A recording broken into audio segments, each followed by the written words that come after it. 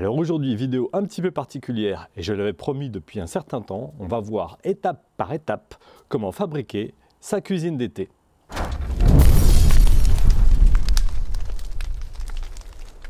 Alors ça fait un petit moment, vous êtes extrêmement nombreux à me demander comment j'ai réalisé ma cuisine d'été. Effectivement, par faute de moyens, j'ai dû la fabriquer moi-même.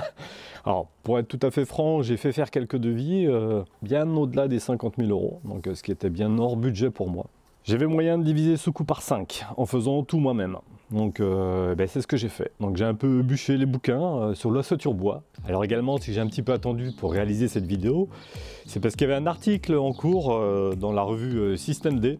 La revue Système D du mois d'août 2019, donc est paru un article sur la réalisation de ce pool house. Et plutôt fier, plutôt fier de cet article, mais du coup je ne voulais pas un petit peu spoiler cet article avec la réalisation de cette vidéo, donc c'est pour ça que j'ai un petit peu attendu avant de la réaliser. Alors en fait, quelle est la genèse de l'histoire? En fait, j'avais besoin de deux choses. J'avais besoin d'une cuisine d'été pour abriter mes barbecues, et j'avais besoin d'un local technique pour ma piscine. Donc important déjà d'aller voir sa mairie pour avoir toutes les informations sur ce à quoi vous avez droit. Donc la première étape, quand vous voulez réaliser ça, c'est effectivement des plans. Donc des plans, déjà des plans 2D, vous pouvez faire des plans 3D, il existe plein de logiciels. Moi je suis parti sur du SketchUp si vous connaissez. Vous pouvez partir sur des plans 2D vraiment très simple. Après des plans 3D, vous pouvez voir ça donne des choses qui donnent une espèce de vue d'intégration sur votre terrain. Moi j'ai un petit terrain donc j'avais envie de voir un petit peu ce que ça donnait. En plus c'est intéressant parce que quand vous déposez votre permis de construire, tous ces plans là vont vous servir. Et une fois que c'est fait, il faut se lancer. Donc quand il faut se lancer, il faut commander les matériaux. Donc moi ça s'est décidé parce que mon permis de construire arrivait à terme. Et je me suis lancé, donc j'ai commandé le bois. Donc la première étape c'est la livraison. Donc pareil, je vous mets quelques images. Sur le terrain, ça fait quand même des gros camions qui viennent décharger l'ensemble du bois. Faut trouver de la place, faut arranger tout ça. Donc faut bien ranger, pareil pour ne pas vous y perdre. Il faut quand même savoir que tout le bois qui vous est livré est brut, les longueurs sont brutes, donc après c'est à vous de réaliser toutes les découpes. Alors moi la chape était faite, c'est mon pisciniste qui m'avait fait ma chape. Il faut poser votre ossature bois sur quelque chose, c'est ce qu'on appelle la lisse d'ancrage. Donc la lisse d'ancrage, c'est cet entourage bois qui va être protégé du sol par un isolant qui va empêcher les remontées d'humidité dans le bois. Donc en fait ça va faire tout le tour de votre construction. Donc moi en l'occurrence du pool house et de la cuisine d'été. Une fois cette lisse d'ancrage réalisée, il suffit tout simplement de réaliser des cadres, ce qu'on appelle des cadres, donc un ensemble de cadres qui vont venir constituer tous les murs de votre construction. C'est pour ça que ça m'a pris 2 ans de bien penser effectivement à chaque mur, avec chaque ouverture contenue dans ces murs. Donc voilà, il faut laisser l'espacement pour vos portes, vos fenêtres. Quand vous avez des grands pans de murs, pensez à faire plusieurs cadres qui vont venir s'assembler de manière toute simple. En fait, ça se réalise très vite. Je ne veux pas vous dire de bêtises, je crois qu'en 2 jours, j'avais réalisé tous mes cadres. C'est pour dire, vraiment ça dépote. Donc n'hésitez pas à vous faire aider de quelques amis, quelques ados. Donc une fois tous les cadres réalisés, vous faites un barbecue, c'est le moment de faire un barbecue, d'inviter des amis et de faire appel à eux pour vous aider à soulever ce mur. Donc pareil, je vous mets quelques images, vous allez voir, c'était un moment plutôt convivial où tous les cadres étant finis, vous soulevez tous les murs et vous les assemblez entre eux. Et là pareil, c'est quelque chose qui s'est fait en 2 heures. En 2 heures de temps, tout était levé, assemblé, donc ça va très vite. Honnêtement, dans le bricolage, de toute façon vous le savez un petit peu, le plus long, c'est pas le gros œuvre, c'est les finitions qui sont derrière. Donc en fait l'ossature bois a été réalisée vraiment, je sais pas, en 3-4 jours, je pense que c'était terminé.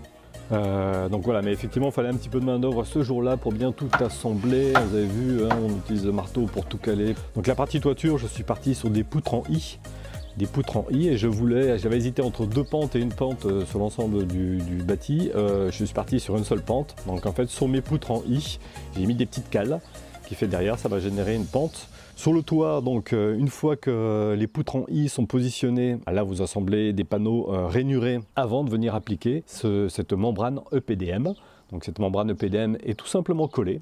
Donc il y a une méthode dans les angles de recouvrement pour justement qu'il n'y ait pas de découpe. Et ça c'est génial parce que du coup moi j'ai aucune fuite. Il a plu là tout cet hiver, il n'y a aucune fuite sur la toiture. Et les toitures c'est quand même quelque chose de compliqué, réservé à des spécialistes.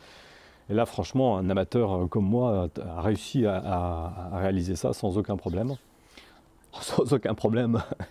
Le compliqué, c'était comme c'est une pièce unique, je crois qu'elle pesait plus de 100 kg, la membrane PDM, donc on a eu un petit peu de difficulté à la monter sur le toit. Ensuite, pose du contreventement, et ce contreventement vient rigidifier l'ensemble de l'ossature bois.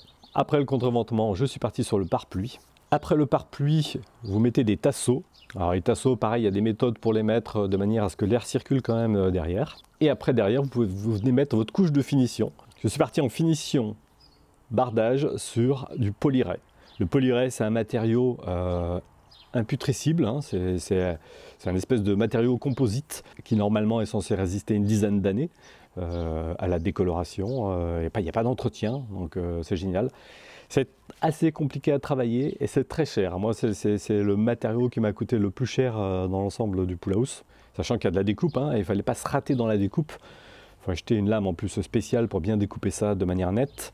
Donc c'est pas forcément super facile à travailler, mais on est super content du résultat. Voilà, on trouve que ça fait une jolie finition. Alors là, il y a une autre étape. L'autre étape, c'est la pose des ouvrants.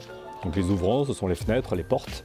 Donc voilà, pareil, il faut mener une grosse réflexion sur vos ouvrants et sur, quand vous réalisez vos cadres, sur la marge qu'il faut laisser pour venir positionner vos fenêtres ou vos portes.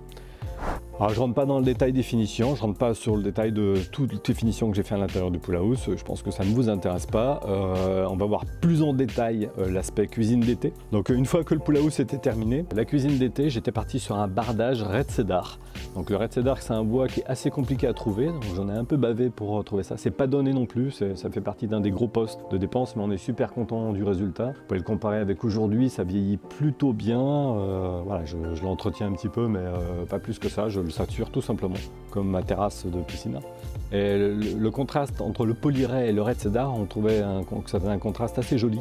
Donc la cuisine d'été, et ben en fait j'avais une ossature, j'avais plusieurs contraintes. Petit 1, je voulais mettre mon Genesis de chez Weber. Petit 2, je voulais un point d'eau. Et petit 3, un peu de plan de travail.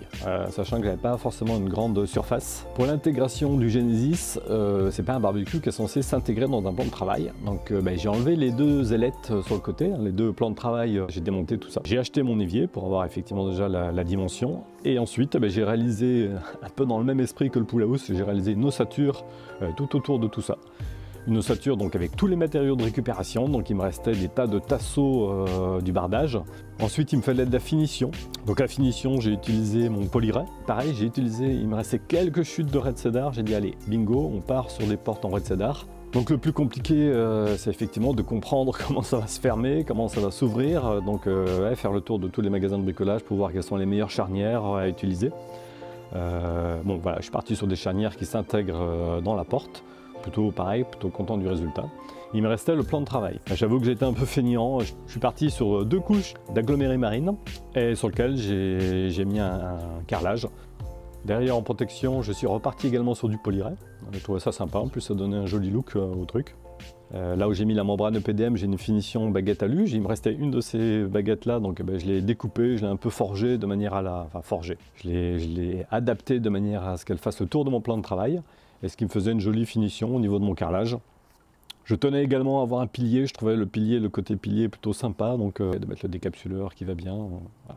C'est bien quand vous aménagez une cuisine extérieure à vos points électriques. Donc pareil, j'ai des points électriques un petit peu partout, donc j'en ai ici, mais j'en ai également sur le côté. J'y ai pensé sans savoir que derrière j'allais avoir un Traeger, et en l'occurrence pour le Traeger, c'est plutôt utile. Donc pensez bien à énormément de points électriques.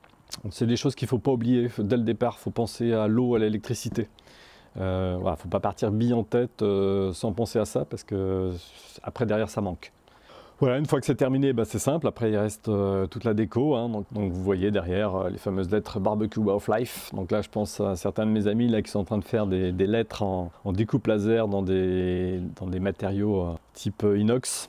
Je vais peut-être refaire ce logo là, mais enfin voilà, en tout cas là ça m'a plu. Écoutez, j'espère que cette vidéo vous a aiguillé, vous a peut-être donné des envies de vous lancer. En tout cas j'espère qu'elle servira à ça, à vous dire que vous pouvez le faire vous-même.